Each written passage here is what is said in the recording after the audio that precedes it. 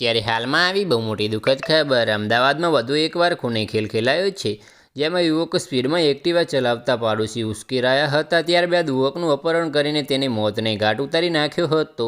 ચાંદખેડામાં રહેતા અજય ઠાકોર નામનો યુવક પોતાની એક્ટિવા ચલાવીને ઘરેથી નીકળ્યો હતો, ત્યારે પડોશમાં રહેતા બળદેવ ઠાકોર અને તેના પરિવારે અજય ઠાકોરને એક્ટિવા બાબતે ઠપકો આપ્યો હતો, પરંતુ અજય પોતે એક્ટિવા ધીમે ચલાવે છે અને કોઈ બીજો વાહન ચાલક એક્ટિવા સ્પીડમાં લઈ નીકળ્યો હોવાનું જણાવતા બંને પક્ષ વચ્ચે ઝઘડો થયો હતો, પરંતુ પરિવાર અને સ્થાનિક રહીશોએ ઝઘડાને શાંત પડાવ્યો હતો। ત્યારબાદ અજય ઠાકોર અને તેનો મિત્ર દર્શીલ ઉર્ફ ભટ્ટી સામડિયા રિક્ષા લઈને ઘરેથી આંટો મારવા નીકળ્યા હતા।